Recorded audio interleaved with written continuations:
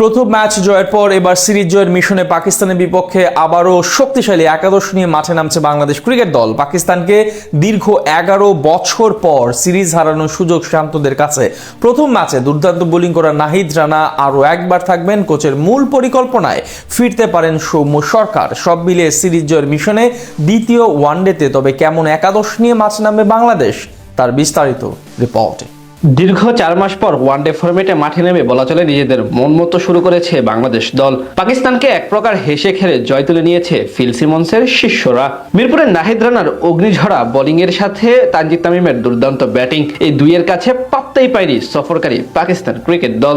এমন জয়ে এখন 3 ম্যাচ সিরিজে 1-0 ব্যবধানে অলরেডি এগিয়ে গেছে স্বাগতিকরা। সেখান থেকে 11 বছর পর শাহিন আফ্রিদিদের বিপক্ষে সিরিজ জয়ের মিশনে দ্বিতীয় ওডিআইতে মাঠে নামবে টিম টাইগার্স, যার জন্য সাজানো হচ্ছে নিজেদের সেরা শক্তিশালী একাদশ। প্রথম ম্যাচে বাংলাদেশের একাদশ নির্বাচনে সবচেয়ে বেশি প্রশ্ন উঠেছিল সৌম্য সরকারকে নিয়ে। তার জায়গায় সুযোগ পান তানজিদ তামিম।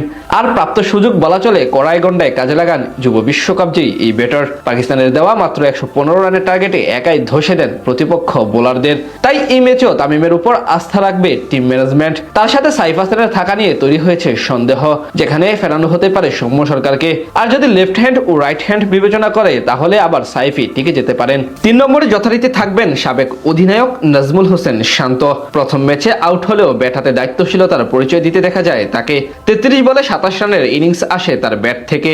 4 নম্বরে থাকতে পারেন উইকেট কিপার লিটন কুমার দাস। গেল ম্যাচ থেকে মিডল অর্ডারে ব্যাটিং করা শুরু করেছেন এলকেডি। সেখান থেকে দ্বিতীয় ম্যাচেও তাকে দেখা যেতে পারে একই পজিশনে।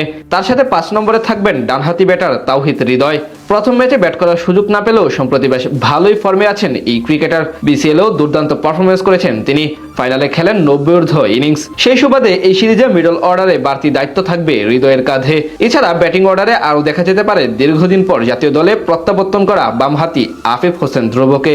তাদের সাথে ফিনিশার হিসেবে দেখা যাবে অধিনায়ক মেহেদী হাসান মিরাজ এবং রিশাদ হোসেনকে। একই সাথে স্পিন বিভাগের দায়িত্ব সামলাবেন এই দুজন। টানা ব্যর্থতার পর গেল ম্যাচে বল হাতে জ্বলে উঠেছিলেন মিরাজ। 10 ওভার বোলিং করে মাত্র 29 রান খরচ করে শিকার করেন 3 গুরুত্বপূর্ণ উইকেট। অন্যদিকে রিশাদ 2 ওভারে খরচ করেন মাত্র 10 রান। এই ম্যাচের আগে আরও একবার আলোচনায় প্রথম ম্যাচের নায়ক নাহিদ রানা। মিরপুরে গতকাল একাই ধসে দিয়েছিলেন প্রতিপক্ষের পুরো ব্যাটিং অর্ডার। অসাধারণ বোলিং করে তুলে নেন ক্যারিয়ারের প্রথম 5 7 ওভারের স্পেলে মাত্র 24 রান খরচ করে নেন 5 উইকেট। তাই সিরিজের দ্বিতীয় ওয়ানডেতে কিছুটা বাড়তি নজর থাকবে এই পেসার। তার সাথে একাদশে আরও দেখা যেতে পারে মুস্তাফিজুর রহমান ও তাসকিন আহমেদকে। প্রথম ম্যাচে 4.4 ওভারে 18 রান খরচ করে 1 উইকেট শিকার করেন ফিজ। আর 7 ওভারে মাত্র 29 রান দিয়ে 1 উইকেট নেন তাসকিন আহমেদ। সব মিলে বলা চলে বেশ ভারসাম্যপূর্ণ একাদশ নিয়ে পাকিস্তানের বিপক্ষে সিরিজ জয়ের মিশনে মাঠে নামবে টিম টাইগার্স।